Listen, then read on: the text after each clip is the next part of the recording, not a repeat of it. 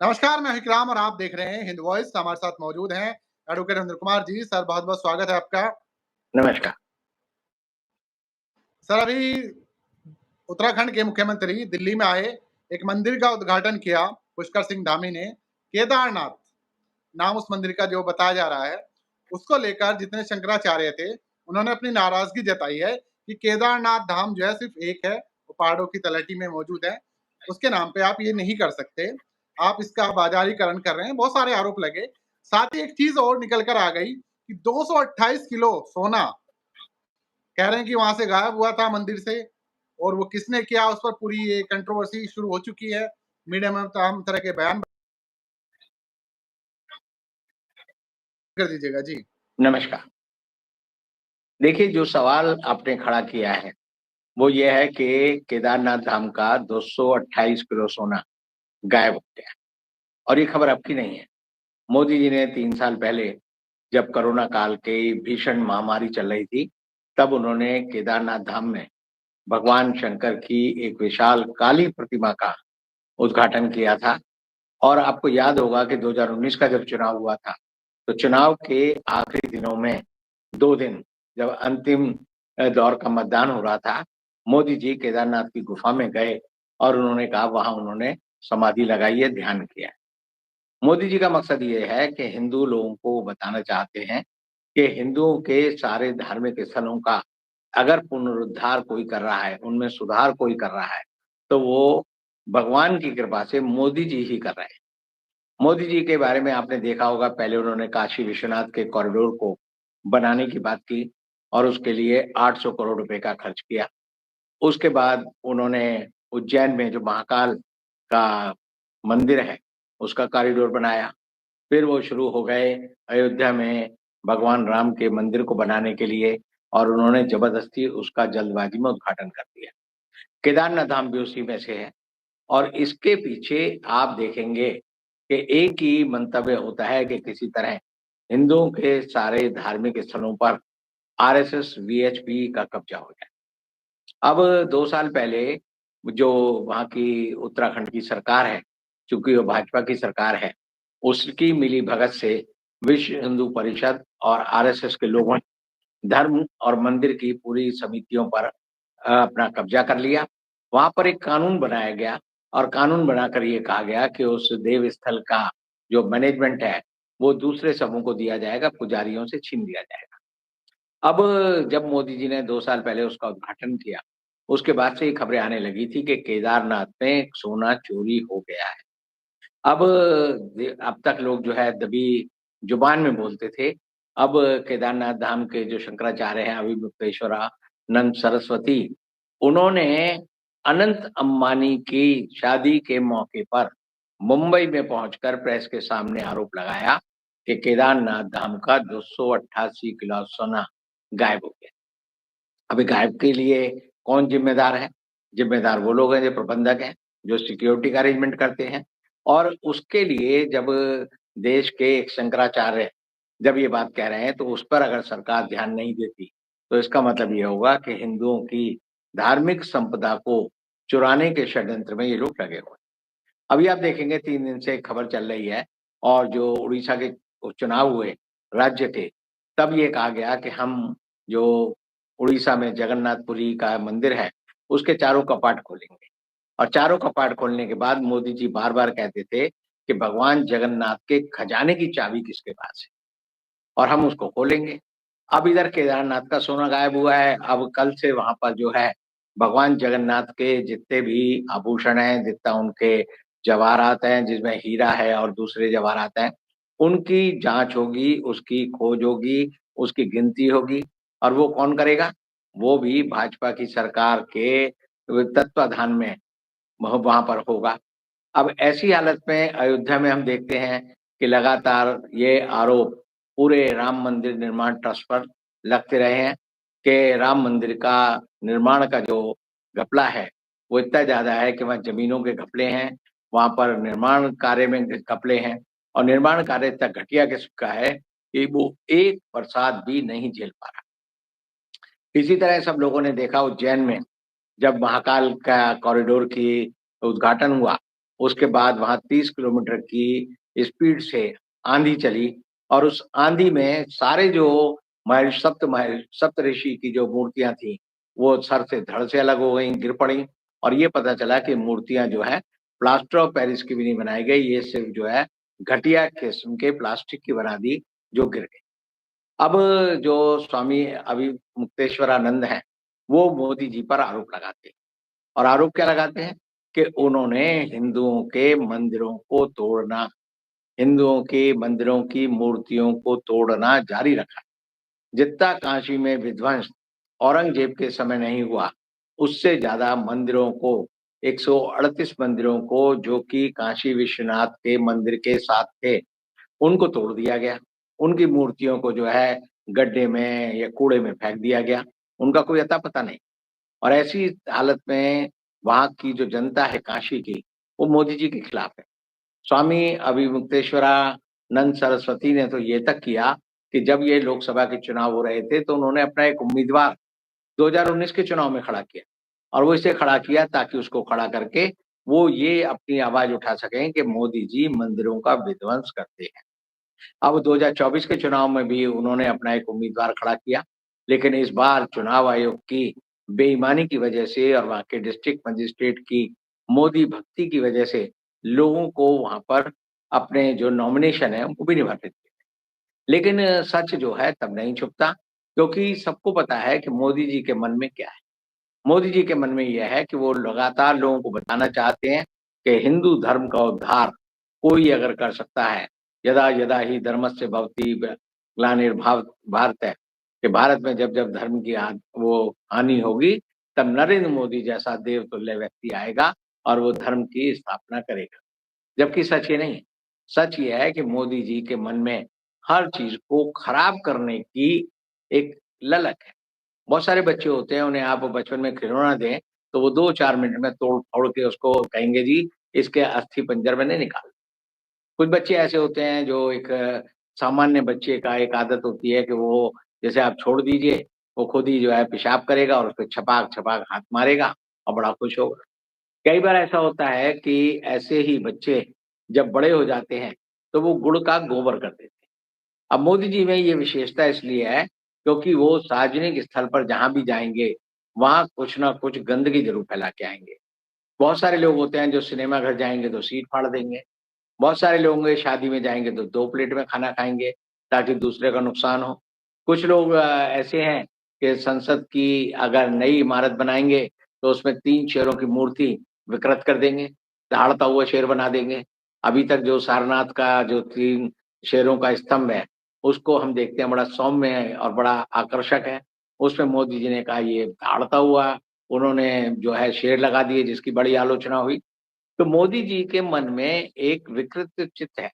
वो चित्त क्या करता है कि हर चीज को बिगाड़ दो, उसको तोड़ फोड़। और तोड़ फोड़ने के लिए आप देखेंगे कि उन्होंने कहा कि मैं दिल्ली में जो है पुरानी जो इमारतें हैं सेक्रेटेरिएट की और दूसरी उन्हें तोड़कर वहां पर एक सेंट्रल विस्टा बनाऊंगा। तो अमर जवान ज्योति थी, वहां पर ज्योति जलती थी, उन्होंने कहा मोदी है तो कुछ ना कुछ तो नया करेगा। उन्होंने वो ज्योति बंद कर दी और वहां पर जो है उन्होंने शक्ति स्थल और वीर स्थल बना दिए। तो एक तरह से वार मेमोरियल बनाया या और भी जो भी काम मोदी जी करते हैं, यानी कि उनके मन में इच्छा है कि हर चीज को तोड़ूं और नई बनाऊं। और नई बनाकर जो है 2 काम होते हैं, पिछले लोगों ने जो बनाया है उनकी निशानियों को खत्म कर। अब जो प्रगति मैदान है उसमें जो हॉल ऑफ नेशंस था, वो एक ऐसी इमारत थी कि दुनिया में वास्तुविद उसकी प्रशंसा करते थे। वो बिना खंबे की थी, बिना कंक्रीट के थी, बिना किसी उसमें सरिये का इस्तेमाल, लोहे का इस्तेमाल नहीं था। और हॉल ऑफ नेशंस बना था, उसमें बहुत सारी फिल्मों की भी शूटिंग हुई। एक शक्ति फिल्म आई थी दिलीप कुमार की, उसकी शूटिंग हुई। वो नायाब बिल्डिंग थी। मोदी जी ने पहले उसको तुड़वाया और तुड़वाने के बाद क्या किया, अपना जो उन्होंने एक गुजराती आर्किटेक्ट रखा है उसको कहा कि भाई अब तू यहाँ पर जो है बना, और मोदी जी ने गोल सी इमारत वहां बना। मोदी जी को हर जगह शौक है कि वो अपने हस्ताक्षर करना चाहते।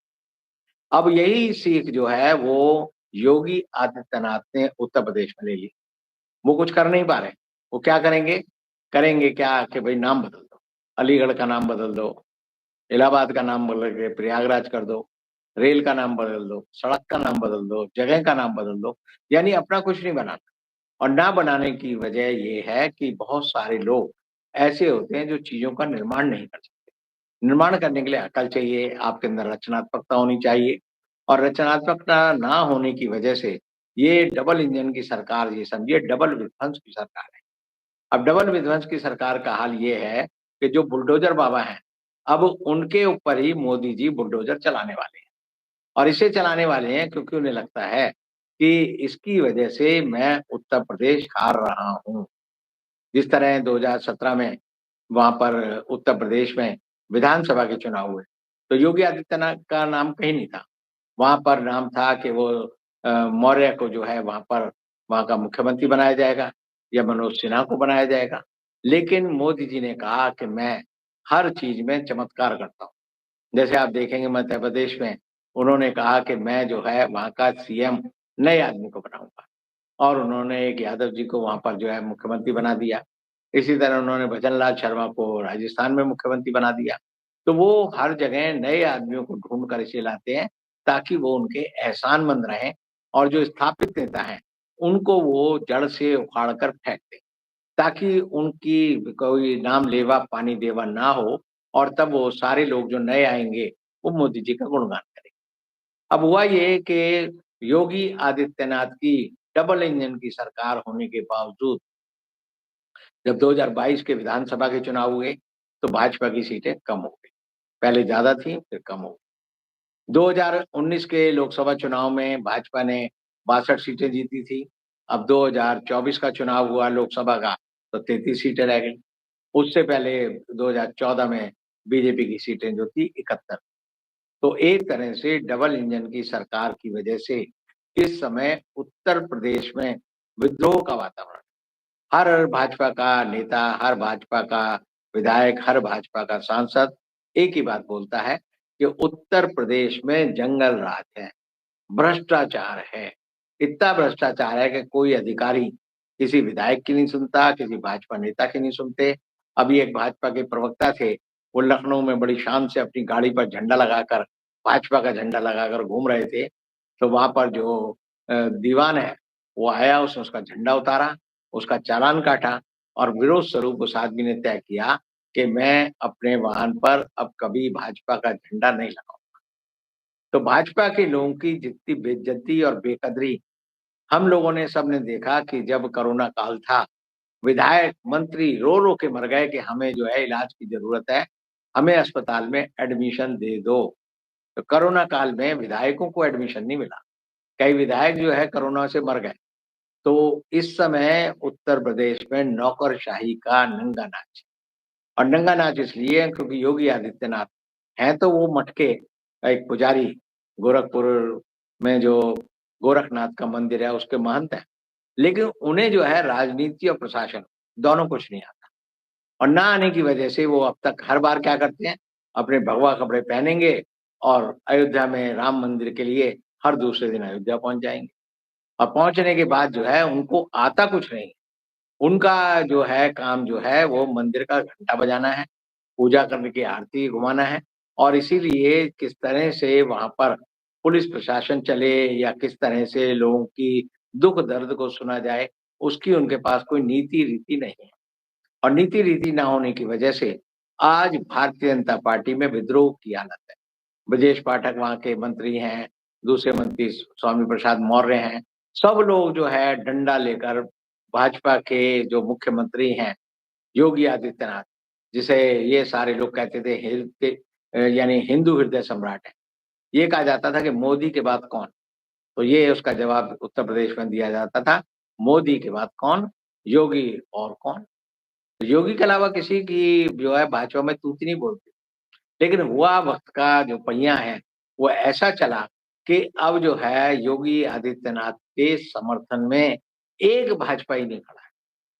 अमित शाह उनके खिलाफ है, मोदी जी तो चाहते ही है कि उनको हटाया जाए, क्योंकि मोदी जी को हमेशा लगता है कि मेरी लकीर को अगर कोई आदमी छोटा कर सकता है, हिंदुओं के हृदय सम्राट होने का जो दम भर सकता है वो योगी आदित्यनाथ है। तो कैसे उनके पर काटे जाएं, इस बात को लेकर जो है पूरा का पूरा भाजपा का कुनबा लगा हुआ है और संघ परिवार जो कि एक समय में योगी आदित्यनाथ के पीछे बड़ी शिद्दत के साथ खड़ा होता था कि ये हिंदू हृदय सम्राट हैं, हिंदुओं के सपनों का भारत बनाएंगे, वो भी अब पीछे रह गया है। क्योंकि वहां पर जो है उत्तर प्रदेश में आज के समय में सबसे ज्यादा बदहाली है, सबसे ज्यादा भुखमरी है, सबसे ज्यादा आप देखिए परीक्षाओं का जो लीकेज है वो उत्तर प्रदेश में होता है। छोटी से छोटी परीक्षाओं, बड़ी से बड़ी परीक्षाओं, हर जगह भ्रष्टाचार है और लोग जो है सड़क पर है। वहां का जो पिछड़ा और जो अल्पसंख्यक है वो तो योगी आदित्यनाथ के खिलाफ है ही, उसके अलावा और जो दूसरी ओबीसी जातियां हैं वो भी योगी आदित्यनाथ के खिलाफ जो है लामबंद है। वो इसलिए लामबंद है क्योंकि योगी आदित्यनाथ किसी से संवाद नहीं कर सकते, उनकी संवाद करने की कोई शैली नहीं है। वो जो है हर एक को धमका सकते हैं, हर एक को जो है हड़का सकते हैं, हर एक को बता सकते हैं कि मैं तुम्हें जो है सबक सिखाऊंगा और तुम्हें खत्म कर। तो ऐसी हालत में उत्तर प्रदेश में अभी जो 10 विधानसभा के चुनाव होने हैं, आप लिख लीजिए, भारतीय जनता पार्टी को 10 में से 1 सीट भी मिल जाए तो समझिएगा कि उन्होंने बहुत बड़ा तीर मारा। अब उत्तर प्रदेश के बगल में ही जो है बिहार है। बिहार में कानून व्यवस्था का हाल आज इतना बुरा है कि आज ही वीआईपी पार्टी के जो नेता हैं, अध्यक्ष हैं, उनके पिता की वहां पर निर्मम हत्या हो गई और दरभंगा में वो घर था उनका, अकेले रहते थे, उनको मार दिया गया। और मुकेश सहनी जो कि उनके पुत्र हैं, जो कि नीतीश कुमार की सरकार में नीतीश कुमार के साथ मंत्री थे, वो बेचारे रो रो कर कह रहे हैं कि बिहार में जंगल राज है। पहले भारतीय जनता पार्टी और जेडीयू लालू प्रसाद यादव के राज को कहती थी जंगल राज, लेकिन आज के दिन सबसे ज्यादा भ्रष्ट अगर कोई राज्य है हिंदुस्तान में तो वो बिहार है। हर पुल गिर जाता है, 15 पुल गिर चुके हैं, हर सड़क बह जाती है, हर भवन जो है वो बनने से पहले ही उसमें दरारें आ जाती हैं, फिर पड़ता है। यानी कि बिहार के लोगों को आज के दिन ये पता ही नहीं, बाढ़ आई हुई आधे बिहार में, सरकार की तरफ से राहत नहीं है, क्योंकि सरकार के मुखिया नीतीश कुमार को और भारतीय जनता पार्टी जो उनके साथ खड़ी हुई है, उनको कोई होश ही नहीं है कि हम जनता को किसी तरह से कोई सुविधा, लाभ या कोई मदद। अब जो तीसरा इनका राज्य है जिसको ये बड़ा महान राज्य बताते हैं, उत्तराखंड, वहां के जो धामी हैं, अभी आपने जो कहा कि वहां के धामी ने अपनी बुद्धि का इस्तेमाल नहीं किया। दिल्ली में कुछ लोगों ने कहा कि हम जगन्नाथ धाम दिल्ली में बनाएंगे। एक परंपरा सी चल पड़ी है कि लोग जो कहेंगे दिल्ली में खाटू श्याम का मंदिर बना दिया लोगों ने, जगन्नाथ धाम बना दिया। थोड़े दिन बाद आप देखेंगे कि दिल्ली में जो है महाकाल का मंदिर बन जाएगा, दिल्ली में आप देखेंगे रामेश्वरम का मंदिर बना देंगे। कुछ भी चीज बना दो और उसमें लोगों को लूटने के लिए, चंदा लेने के लिए काम शुरू करो। अब आप देखिए किसी भी धर्म में आप कभी सोच सकते हैं कि ईसाइयों की वेटिकन सिटी जैसा, वेटिकन सिटी का प्रतिरूप दुनिया के किसी भी हिस्से में बनाया जा सकता है? इस्लाम में काबा, मक्का, इस इस्लाम में काबा और मक्का, क्या आप समझते हैं कि कोई आदमी कहीं बना सकता है? कहीं नहीं बना सकता। लेकिन हिंदुस्तान में हिंदुओं के बीच में एक नई परंपरा भारतीय जनता पार्टी ने चला दी है। वो समझते हैं कि हम लोगों को लूटने के लिए कुछ भी कर सकते हैं, किसी का भी अपमान कर सकते हैं। और वहाँ के जो पुष्कर धामी हैं, उनको क्या जरूरत थी दिल्ली आकर जो है वहाँ के केदारनाथ धाम के मंदिर की स्थापना का पत्थर रखने की? उन्होंने रखा, रखा तो अब उसके परिणाम भी उन्हें भुगतने पड़ेंगे। लेकिन भारतीय जनता पार्टी की हालत आज के दिन ऐसे लोगों की हो गई जो पिंडारियों का गिरोह है, लुटेरों का गिरोह है, जो लोगों को लूटने में विश्वास रखता है और वो समझते हैं कि जिस आदमी ने भी भगवा पहन लिया है वो साधु हो गया, चाहे वो शैतान हो। यानी मैं ये कहूंगा कि आधे से ज्यादा भगवा पहनने वाले भारतीय जनता पार्टी के जो नेता हैं वो जनता को लूटने वाले शैतान हैं। लेकिन हालत क्या है? मोदी जी को हमेशा एक ही बात नजर आती है कि कैसे मौका मिले और मैं इंडिया गठबंधन के लोगों को गाली गाली देने के लिए वो किसी भी हद तक चले आते हैं। और इसीलिए वो गालिब का शेर मुझे बार बार याद आता है कि हम आ भी बढ़ते हैं तो हो जाते हैं बदनाम, और वो कत्ल भी करते हैं तो चर्चा नहीं होता। तो मोदी जी दुधारी तलवार की तरह अपने आप को रखते हैं अब जो है संसद का जो सत्र है वो 22 जुलाई से शुरू होगा, 12 अगस्त तक चलेगा। अब इस सत्र में पहली बार मोदी सरकार की मिट्टी पलीद ये है कि बजट पास कराने के लिए भारतीय जनता पार्टी के पास लोकसभा में 240 सदस्य हैं, बाकी बैसाखियों पे टंगे हुए हैं। और राज्यसभा में अभी 4 लोगों को राष्ट्रपति ने अपने कोटे से मनोनीत सदस्य किया और उन चारों ने बीजेपी ज्वाइन कर ली। अब बीजेपी के कार्यकर्ता बन गए, बीजेपी के सदस्य बन गए। तब भी भारतीय जनता पार्टी के पास 245 लोगों के सदन में सिर्फ 86 सांसद हैं, जबकि उनको चाहिए जो सदन की इस समय की जो सार्थक स्ट्रेंथ है, इफेक्टिव स्ट्रेंथ, वो 225 है। तो 113 लोग तो चाहिए, तो 86 लोग जो हैं इनके पास हैं, तो इनको आप टोटल जोड़ेंगे तो 27 लोगों की कमी है। तो कैसे बजट पास होगा, कैसे और काम होंगे? तो एक तरह से वक्त का पहिया जो है इस समय मोदी सरकार के खिलाफ है, और मोदी सरकार के खिलाफ है तो जनता को पता है कि इस बार जो बजट आएगा उस बजट में आप देखना 60 लाख करोड़ का बजट होगा। और 60 लाख करोड़ का बजट का मतलब है उसमें जनता पर पिछले बजट की तुलना में 14 लाख करोड़ रुपए के नए टैक्स लगेंगे। 14 लाख करोड़। और 14 लाख करोड़ का जो टैक्स है वो किससे वसूले जाएंगे? 140 करोड़ लोगों से। तो ऐसी हालत में महंगाई जो है, अभी टमाटर हम 100 रुपए किलो खरीद रहे हैं, बजट के बाद वो 150 रुपए किलो मिलेगा। अभी हम नींबू मान लो 100 रुपए किलो खरीद रहे हैं तो वो 200 रुपए किलो मिलेगा। जो लहसुन है वो 1000 रुपए किलो हो जाएगी। और मोदी सरकार के राज में मोदी का रिजर्व बैंक, मोदी का state bank of India, Modi के सरकारी चमचे वो कहेंगे महंगाई कम हो रही है। आप सड़क पे निकलेंगे तो कई बार लगेगा या तो हम बेवकूफ हैं या ये लोग जो महंगाई कम होने का ढोंग पीट रहे हैं, ढोल पीट रहे हैं, ये गलत है।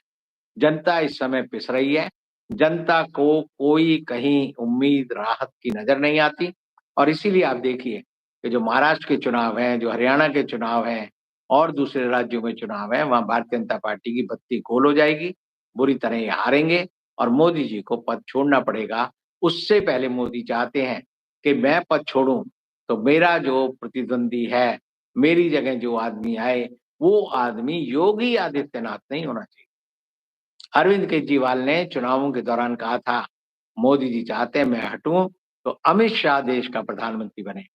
योगी आदित्यनाथ का कत्ल, उसकी पीठ में जो छुरा भोंका जा रहा है वो इसीलिए भोंका जा रहा है कि अगर मोदी जी हटें तो देश की बीजेपी की बागडोर जो है वो उनके जो गृह मंत्री हैं अमित शाह, उनको मिले।